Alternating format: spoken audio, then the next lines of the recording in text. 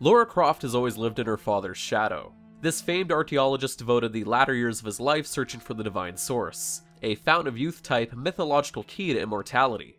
Like Ponce de Leon, he never found it. His quest eventually killed him. His progeny Lara takes up his mantle.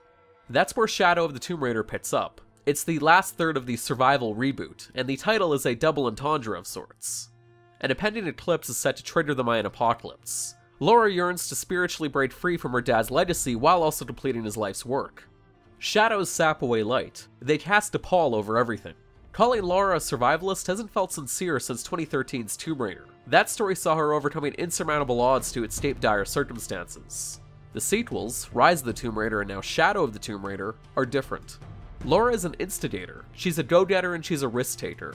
The opening salvo of Shadow of the Tomb Raider climaxes with Lara triggering a cataclysmic flood that devastates a village in Cozumel, Mexico. Jonah, her best friend, pleads with her to stop taking all the risk-taking. Not everything is about you! These people need us here. We can do good now! It's just getting people killed, in one ear and out the other.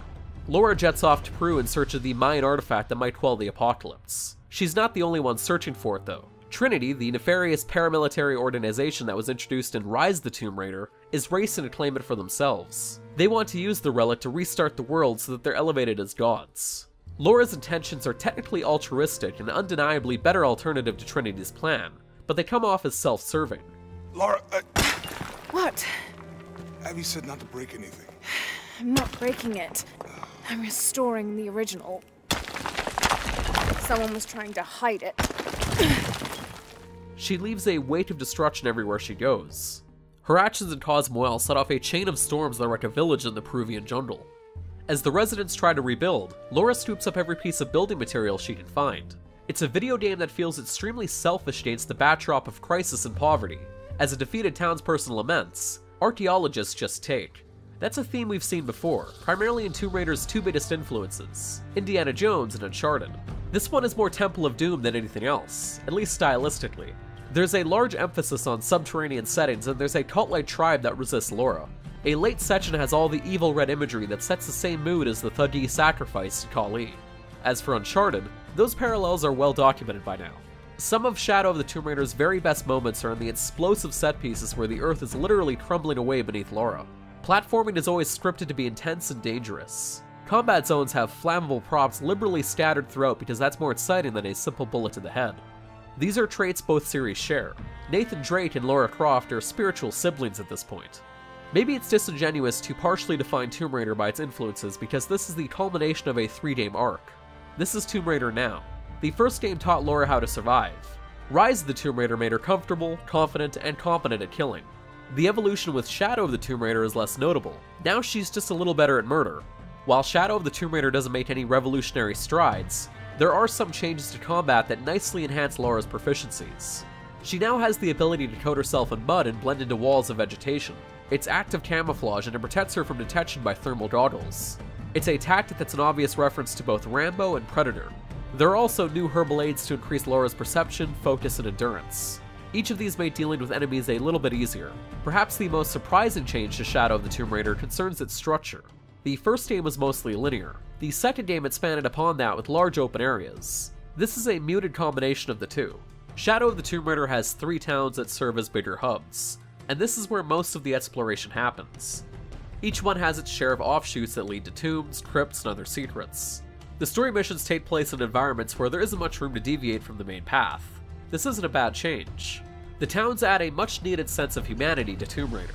For once we see the collateral damage wrought by Lara's actions. Paititi is the most impressive of the 3 villages. This lost Incan civilization is the home to humble dwellings and ornate temples. Here's where we see some of Shadow of the Tomb Raider's visual spectacle. The greens of the lush jungle, the blues of the crystal clear waters, the oranges of the South American sunsets, and the golds of the ceremonial decadence can be breathtakingly beautiful. However, Paititi is also home to most of Shadow of the Tomb Raider's most glaring faults. The middle of the narrative feels as though it's propped up by conveniences and contrivances.